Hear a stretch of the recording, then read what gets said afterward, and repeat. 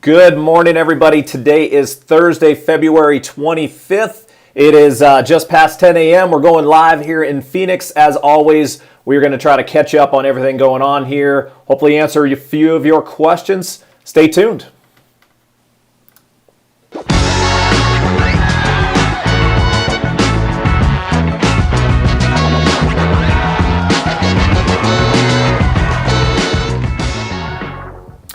What's up, everybody? It's Greg Corbett with the AZ Lifestyle Group right here in Phoenix, Arizona. If this is your first time at this channel and you're looking to find out everything you need to know about what it's like living in and or moving to the Phoenix metro area, make sure to hit that subscribe button and click the bell so you can be notified whenever we post a new video.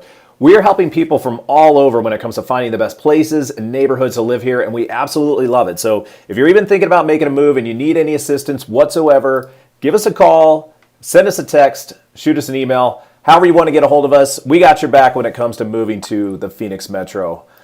All right, let's bring in our good friend, my partner in crime, Rudy with Prime Lending. Rudy, good morning, sir. How are you? I'm doing great. And yourself? I'm doing good, man. Another crazy week. The days keep passing by quickly, and looking down and seeing it's like almost the end of February is a little scary to me. But yeah, it just keeps plugging away, and here we are. Yeah, and then you're much like me too. You got little kids at home that just make the days seem long, but they just go by. The months go by so fast. Yeah, it is amazing how quickly things. And everybody says this. Everybody knows it. Everybody says it. It probably people get sick and tired of hearing it, but it is crazy to think about like how quickly. I mean, we'll probably be at the holidays before we know it. Yeah, and then luckily the weather's beautiful right now. We obviously hear stories of other parts of the country not being as fortunate with the weather. So anyone that's out there considering maybe moving here, I think right now is a perfect time. It is a good time to be here right now. This is my favorite time of year, probably a lot of people's favorite time of year here in Arizona. I mean, you just can't beat it. It's just beautiful going outside any time of day. It's just spend as much time outside as you can right now, just because we know in a few months, I know it'll come up. That's the worst part about how quickly things go is, we're going to have amazing March. March is definitely my favorite month of the year here in Arizona. April's always pretty solid. And then once that May hits, the temps start creeping up on us a little bit. Yeah. And obviously glasses always have full with me, but there's always places to go visit during the summertime. There's Flagstaff, there's Munns Park, there's Pine Top. Where else, Greg? Pine. I was at Pine last week. Yeah, actually, because we had just talked about that. Tell us about Pine and your weekend up there.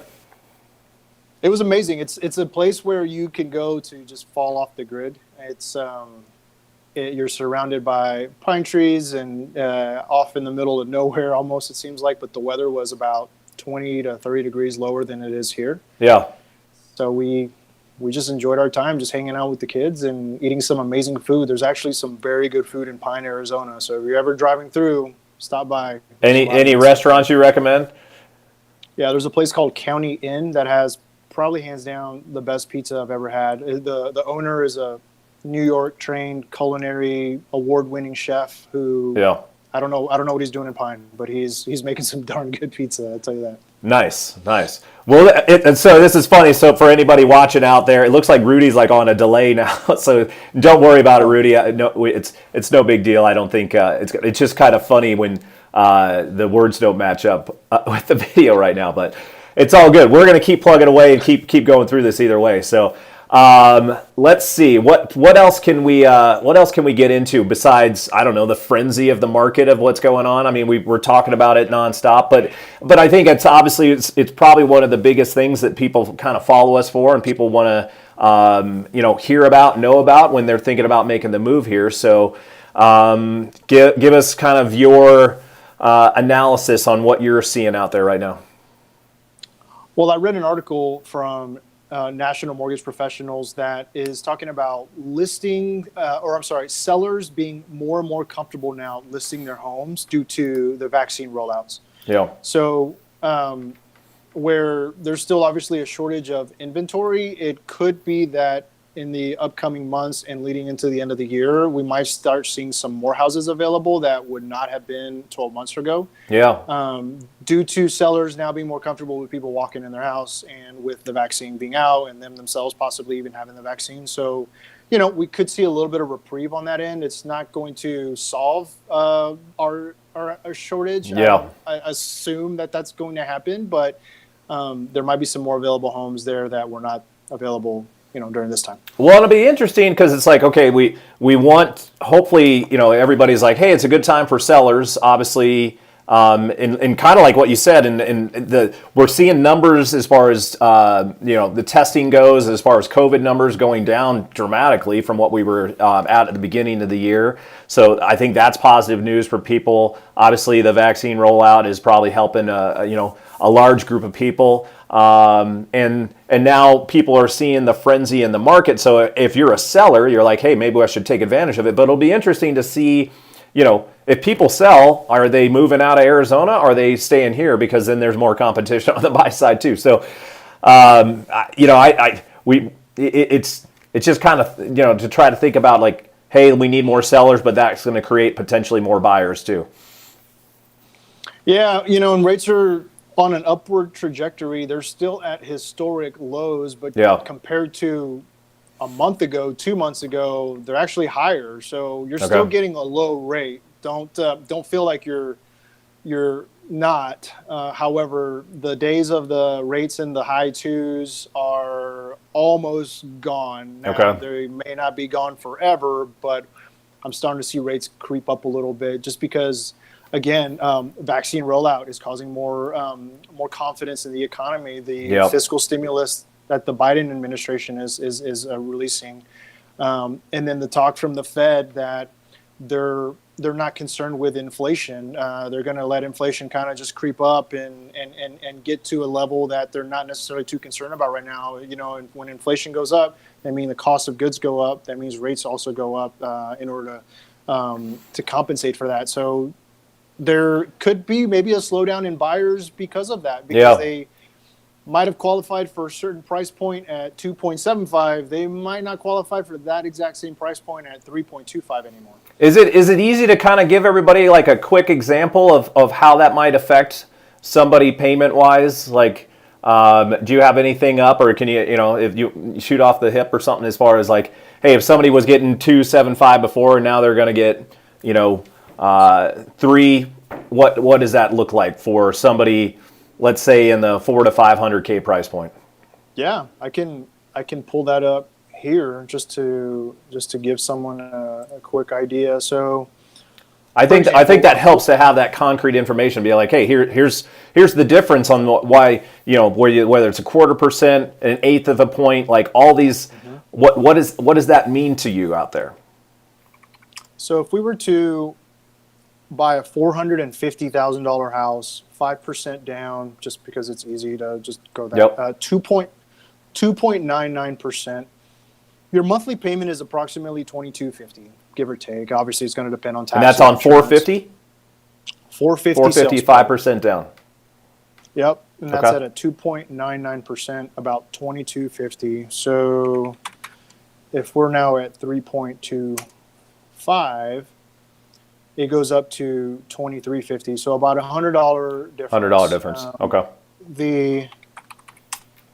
The real differentiator is if you're at 2.875 approximately, you're about $2,200. So yeah, you're looking at about $100 and $150, which doesn't sound like a lot in the grand scheme of things. It's not the end of the world, but there's people that are qualified on a certain amount, and if you start messing with that interest rate, then that could potentially disqualify you. Or it could potentially, just as a buyer, just say, well, I really budgeted $2,200. Now I'm at $2,350, $2,400. Start cinching up. Yeah, it does, because you have other bills, not just your mortgage. Yeah.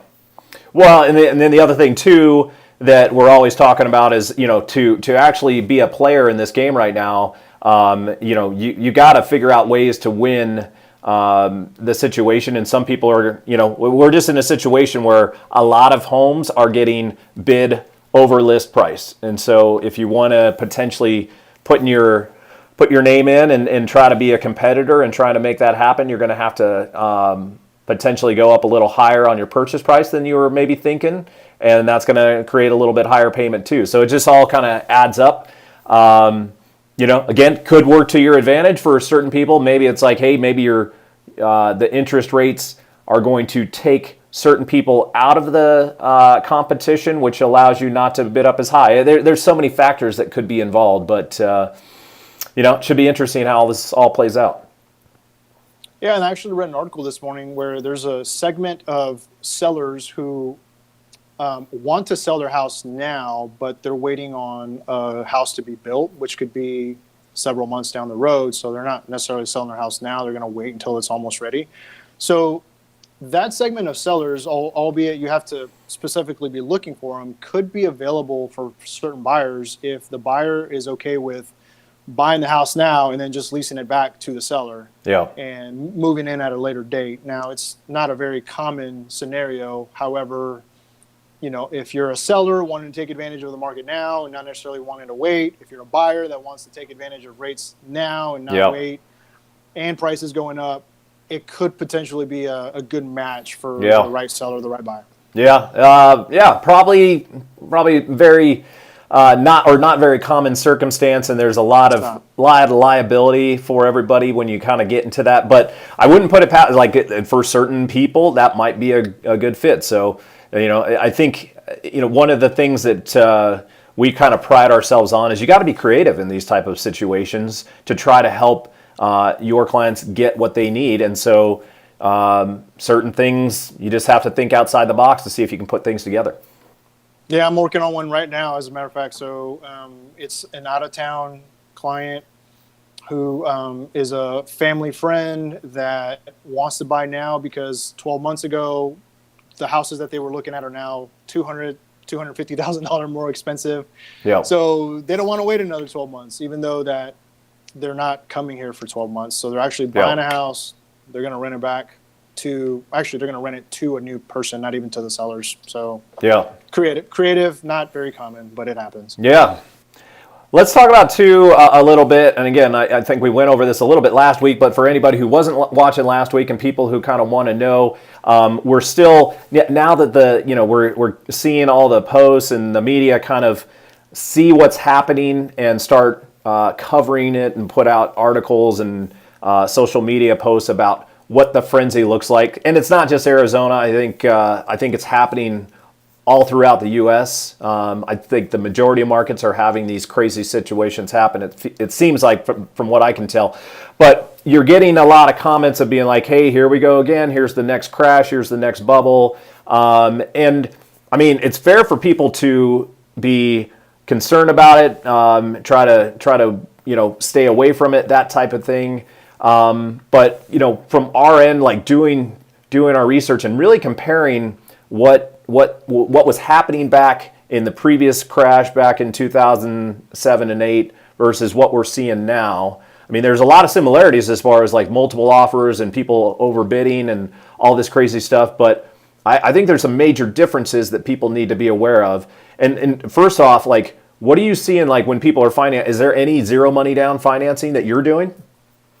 There's down payment assistance programs. The only true zero money down is a VA loan and USDA. Now, those have very strict requirements, and they're only for specific borrowers, obviously. Right. But there's down payment assistance programs. Some are grants where you don't pay them back if you're making timely payments for a certain period of time. Some are in the form of a second lien, which that one is easier to qualify for because it's a second lien on the property, which unfortunately you have to pay back if you ever refinance the property or sell it. It just comes out of your proceeds. And the interest rate is higher. So although it's nice up front to not come out of pocket with that money, you're eventually going to have to pay it back because nothing in this world is free. But are you doing a lot of these? No. That's my point. Is like what we're seeing is people putting a significant amount of money down or paying cash in a lot of situations. And so we're not having these people going in and completely leveraging themselves. I mean, back in 2005, 6, 7, that's when people were going zero money down, no qualification, basically no doc loans where you could buy as many houses as you want and it didn't matter. And that's not what we're seeing. We're seeing people put significant amount of money down. So I guess my point is we're not going to have this crash when you have this much skin in the game for people buying homes right now, in my opinion.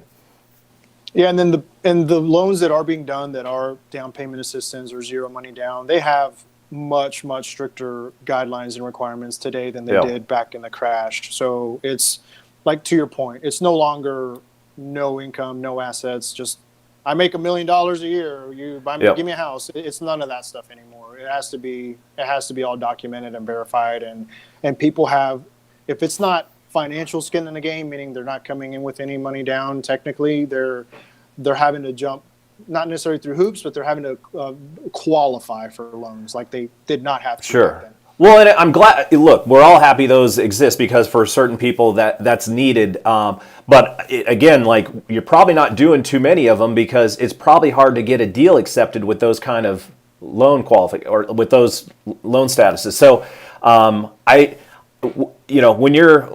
when you're up against multiple offers and you have somebody who's got no money down versus somebody who's got a pretty decent chunk of money down.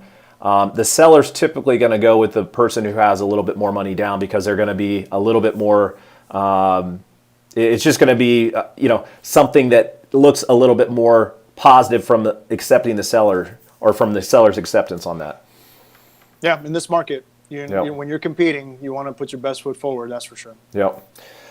I'm trying to think of anything else for anybody who's looking to come. What do you recommend right now, Rudy? Like as far as I'm trying to think of just giving people like a little bit more information to think about, expectations, like what to prepare for when you're out here. Anything that you can think of offhand that people might want to know about that we can throw out?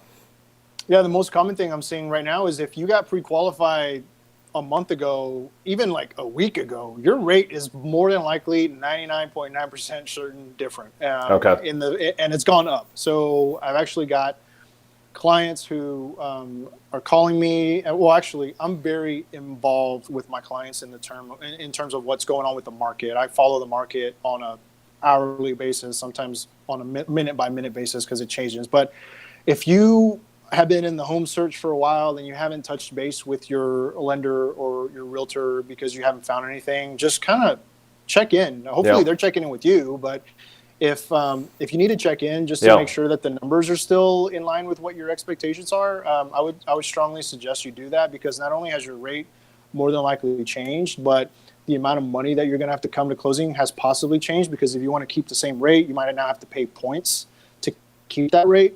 If home prices have gone up, now not only do you need to have your down payment and closing costs, but you might now have to consider coming out of pocket with more money if you have to offer above list price and it appraises for less. Yep. So things have changed. Just stay on top of it so that you're not caught by surprise.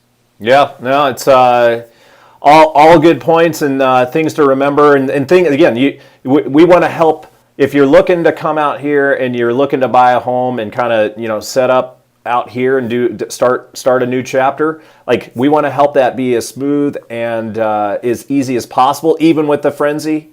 And it's not going to be easy. I think we need to make sure people know that it's not always an easy process, and there's going to be some ups and downs, and you might have a couple times where you're putting in offers and maybe don't get accepted the first couple times. I mean, we're going to do everything we can on our end to try to make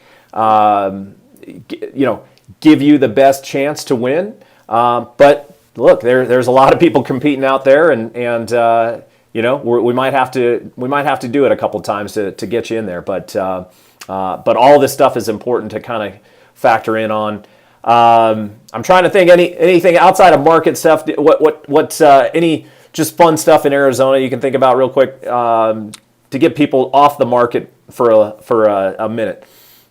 Yeah, it's spring training. I'm a huge baseball fan. Some of you may already know that. I love it. And so it's time for spring training. I believe the games are starting this weekend or the weekend after. But the only downside is that there's limited capacity. Tickets are selling very fast, and I'm sure they're selling for much higher than they have before.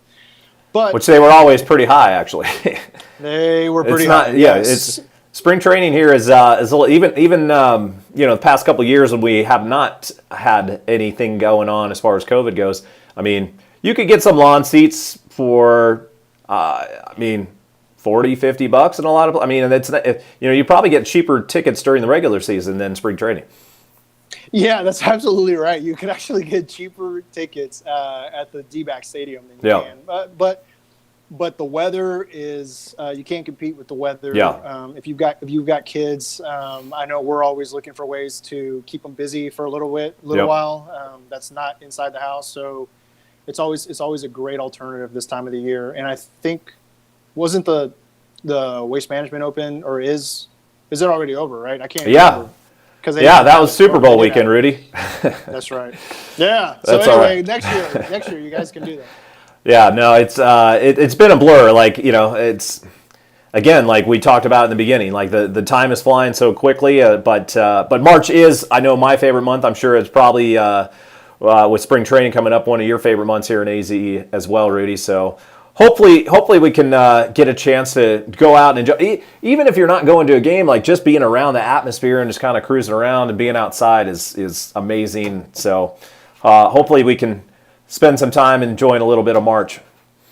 Well, this was the time of the year when my wife and I decided we wanted to live here. It was mid to late February. We were here on a work trip, and the day we were leaving, my wife said, we have to move here. So we made it happen, and we're so happy that we did. So yeah, if you're on the fence, I'm sure if you come around this time, you'll probably get off the fence here. So It seems to do that with a lot of people, especially if you're coming from a crazy situation where you're freezing and got snow or whatever's going on in your part of the country right now. But it makes sense. So, all right, Rudy. Well, we're coming up here on 10:30. No questions coming in today, which is all good. Hopefully, if you guys have any questions, if you're out there, you're watching this later on, reach out to us. You know how to get a hold of us. I'm going to put our contact info up again. We're here for you anytime. We'll typically jump on a Zoom call with you, kind of go over your situation, figure out like what makes sense for you, what your goals are, and how we can help you achieve them. So reach out to us anytime. We're here to help. Leave a comment. If the information's helpful, give us a like. Always helps the channel on that as well. And let us know if there's any other content we can put out there for you that's helpful. Rudy, and any other things on your end? No, you said them all, Greg. Please reach out to us. Let us know how we can help you. We love what we do, so help us help you. Awesome. Well, thanks, brother. Appreciate it as always. You have yourself a great weekend, everybody. Have a great Thursday and enjoy your weekend as well. We'll catch you guys next week.